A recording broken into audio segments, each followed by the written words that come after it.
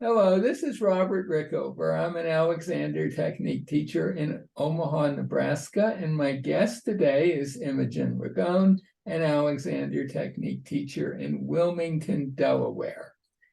And Imogen has kindly volunteered to be the subject of some experiments we're going to do. And I think she will attest to the fact that she has no idea about what we're going to do. No, I have no idea. I Zero. am a guinea pig and I have no clue what's happening. So let's do some experiments with you. I'm going to ask you to do some things and then report back on what you discover, because I may not be able to see them. They're likely to be pretty subtle. Okay. So let's start with for the first experiment, I'd like to use your name, Imogen, as part of it, and then another name that hopefully has no particular resonance with you. Susan, we could say that you don't have a friend named Susan or someone a name of someone that's But not. that's not a neutral name to me. What would be a neutral name? Oh, I don't know. Uh, Is there such a thing? Susan's not neutral enough? Or No. Jane? Yeah, that's fine. Jane. We're going to Jane. No. So, okay, because we just want to have two names that might have slightly different effects on you. That's the reason. So, if you could be more interested in usual into stuff in your head, jaw, tongue, eye area. Just make that your interest as we do this. Okay. And what I'd like to start with is just think about saying the name Imogen. And then maybe throw that away and do it again just to see if you can verify anything that you noticed. And so the question I would have is, did anything up in this area kick in that surprised you? I'm not sure that it's a complete surprise, but that I noticed Uh-huh. was, well, I mean, the very first time as well, it kind of made me smile because I noticed this thing, but it's a kind of clenching of my jaw, or so I wasn't literally biting down, but a clenching of the jaw muscles, I So the would say. beginnings of a true clench. Yes, Yeah. yes. Now, do that one more time and take a little break, maybe use a nonsense thought, and then do it again. And the second time, it's Jane, you're going to say. So I do it once Once with with him, Imogen, a little break, and then the once with same Jane. experiment with Jane. Yeah. So do that at your own pace.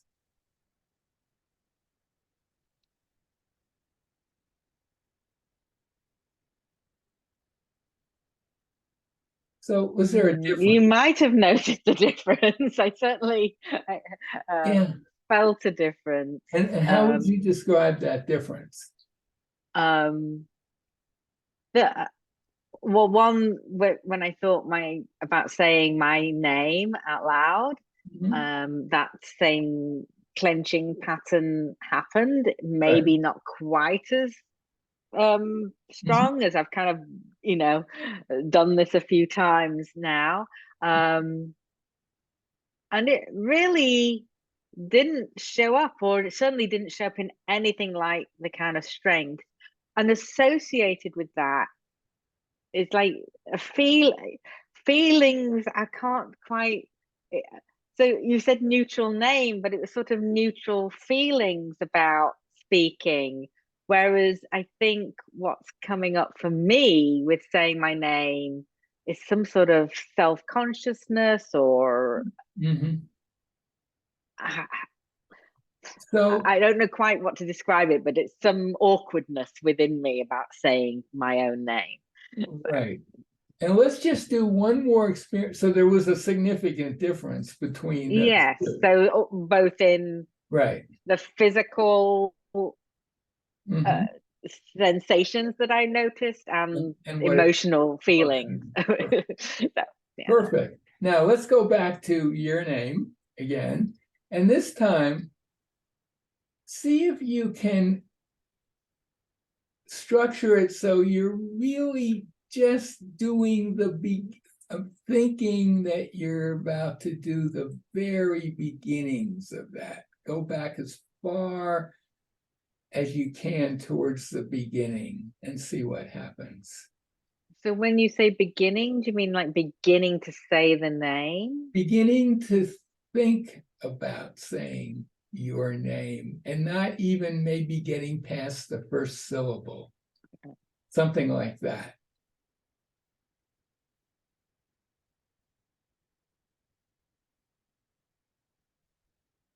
Let me just do that again. Sure.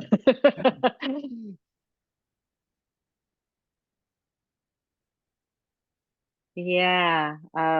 So it was a lot more subtle because I stopped before I kind of went into full-blown thinking about saying the whole name, but just Right. starting to say um, The very um, beginnings brought a version so of that. much more subtle, but I could feel the beginning of that pattern. Yeah. Okay. Now let's do this experiment and then we'll talk about it. Okay. So this time, let's just start with you using an Alexander direction, a general Alexander direction of your choice. If you'd like to, for it to be I'm free, that's fine, or my head's free. Or the one I've been playing with is I'm not doing, but something that you've had some experience with. And let that be the background for this thinking about saying your name. So do you want me to kind of have that thought going kind of Uh, alongside the thought of well, speaking? you could, Or because I need but, to confess something. huh? Because kind of to clear the decks, I was doing some Oh, okay. self-directing Oh, to well, how then about if you bring, then went but to, then I stopped doing the huh? directing to then think about the thing, but I kind of, Maybe you could get to the maybe to the first syllable or two with just no self-directing, and then repeat it with a self-direction that you have found in general to be useful. okay. It's really interesting because I've noticed that I'm actually how I kind of settle myself to start would be to use self-direction. So Right. I'm Right. going to like just not do that. Yeah, just yeah.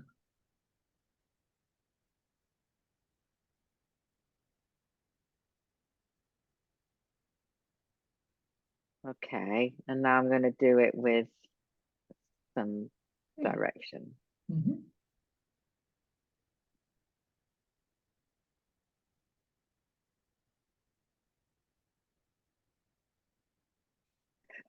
That was a lot different. And one of the different, it was even more different from what I was doing when I was kind of doing it on my own, is that I really kept it going to the moment of starting to formulate the beginning of the word.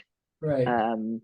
And I didn't really notice anything kick off. Probably if I kept going, it would have, started with the, with no direction.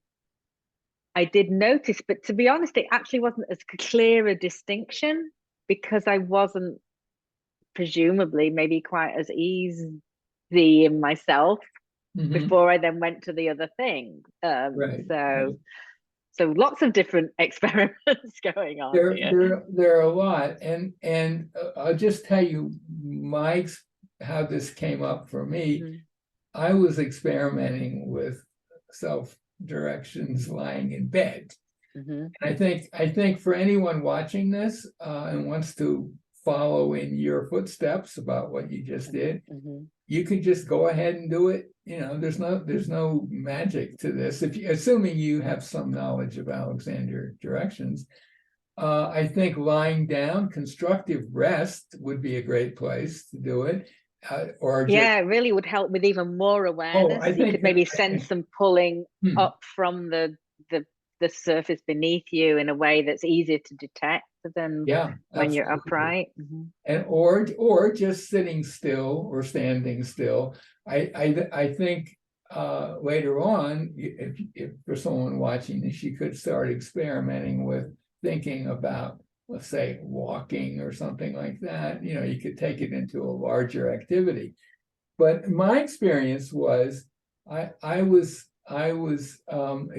just thinking about directions, and I noticed that when I thought of my own name, of saying my name, which, you know, as you said, is a lot of baggage there, right?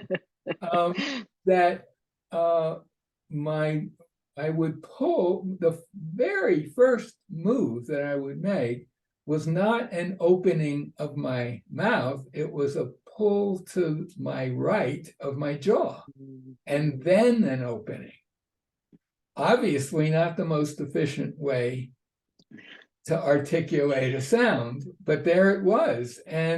But it exactly the same as you, when I said, okay, I'm gonna use a direction as I do this, it disappeared, and I was able to open my mouth in a way that felt really weird. I mean, I actually did open it. I went past just the thinking. The thinking, yeah. To actually doing it, but doing it with the direction I'm not doing, which means don't do it the way you usually do.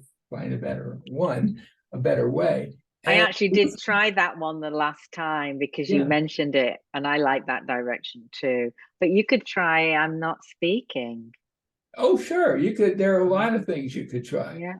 But what I think is interesting about this is a number of things. First off, I think it's easy for Alexander teachers and people in general to think of their head as kind of a solid unit. I mean, obviously there's the jaw and the eyes move, but you know, the Alexander directions, oh, my neck is free, let my head go forward, not back, whatever. It's the head, you know, it's like, or even my head, that's good. But it's easy to assume that there's nothing interesting internally going on, or there just isn't any possibility of anything going on. But of course, there are all these little cranial bones, and they all move, and there's a whole field of craniosacral therapy that utilizes that. And how many muscles in muscles the in your face face and your and tongue. My own experience also was the tongue also was something that kicked in. Yeah. I'm sure I had more going on, but that was the big obvious thing that I noticed. I think if you play with it a bit, with sort of putting your attention on different parts of this area, you'll discover a whole range of little things. Now, going back to the Alexander technique origin story, one of his first discoveries before he figured out how to fix anything was that the problem that he had, I guess you could say, the tightening of his neck or throat when he went to speak, it kicked in before he actually said anything. Yeah. It was just the thought. And so that's why I'm so interested in taking it pre-activity initially. But if we ran those same experiments with you actually saying the names, I think you'd sense it even more. But I'm trying to get to as subtle a level as possible because in general, I'm really interested in that interface between thinking and doing, and where does Yeah, one. and it's so And this is a interesting kind of an how example of that, it. just the thought, pre-thought almost brings about a physical change. Well, yes. Um, well, one, it's always kind of astonishing at how quickly things are kicking in before we're conscious of it. And what I guess we're trying to do is kind of bring that consciousness a little bit sooner to little. But my understanding is that when we have a thought, by the time we consciously know that we're consciously doing it, it's already happened, Right. really, or at least it started to happen. So I feeling like you're trying to work with trying to catch it a little bit sooner. Yeah, and just obviously in the real world, when you're having conversations with real people, you don't want to necessarily be doing these experiments all the time, although you might get to a point where you could. But as a way of seeing just how little it takes for that tension pattern to kick in, I think for one thing gives you a greater appreciation of those Alexander directions, because they are capable of overcoming something that's so subtle that you wouldn't even have known about it if you weren't doing the kind of experiment we're doing. Our conversation, I might be getting myself in a little bit of a I don't know, a little bit of a conundrum, but it occurs to me if we're saying the thought of speaking has an effect even before we're conscious of it, and we're trying to, but the thought of sending an Alexander direction will also be happening a little before we're actually consciously sending it. Right? Does that logic Yeah. follow? Oh yeah. That's entirely possible. I mean, So yeah. well, we're really I'm not kind of, quite sure what to do with that. well, But I would say it's a kind of a dance around that interface, Mhm. doing, thinking, how one produces the other, how one can change the reaction at a level, not even doing the activity, speaking the name, not even thinking about saying the whole name, just thinking about beginning to say the first part of the name, just thinking about that. So, and so apart from the fact that the other big idea that I do think ties in with this a little is that you've probably seen here and there in Alexander technique discussions, there are some Alexander teachers who I think would argue that unless you explore the thing that Alexander was initially exploring, that is speech, and using the tools you've learned as an Alexander teacher or student, then you've kind of missed out on an important part of his discovery. Is that right? Have you heard that I haven't actually heard that spoken so clearly, but it does make some sort of sense to me. I wouldn't want to be absolute about that at all. It's not like people are going around saying that all the time, but I've heard people make that point. But I do think there's a lot in speech that's not just about making sounds. It's communicating. It's our voice. It's our self. It's so much tied up. And the fact that the thought of saying my name brought up so much so quickly. And you can imagine with FM doing his experiments, maybe not at quite as much the subtle level we've just done, but he was confronted with this added feature that he was wanting to project his voice to the audience. And, no PA system, rowdy tin miners, whatever he was dealing with back. No little headsets and No PA system. That, and maybe he even had a tiny element of stage fright. He doesn't seem like he was a big stage fright guy, but the idea of just getting his message out to the whole auditorium put an added strain, because he did notice that in real life, talking to people, he didn't notice any of this. Of course, later on, he realized it was there in a much more subtle way. Yeah, but it was so subtle, I had no idea. Well, this is, I think, maybe even subtler than he was going at that stage. I don't know. Who knows what he was doing. But that's, I just wanted to put out that kind of experiment. And I really think it's something anybody watching can do, can play with. Just experiment with it. For me, lying in bed was perfect. Going off to sleep, playing with this, but constructive rest, or just sitting at a desk. Anything you want to say more about it? No, but it was a fascinating, that was a fascinating experiment. And yeah, I'll be playing with this and thinking about this myself more. All right. Well, thank you. My guest has been Imogen Ragone, an Alexander teacher in Wilmington, Delaware. We'll put a link to her website and to a site where you can find a teacher and learn more about the technique. And any feedback, I'd love to hear some feedback on this, because this is brand new stuff. I haven't even experimented with my students. You're the very first person I've shared this with. So let's see what happens. Anyway, thank you so much. Thank you.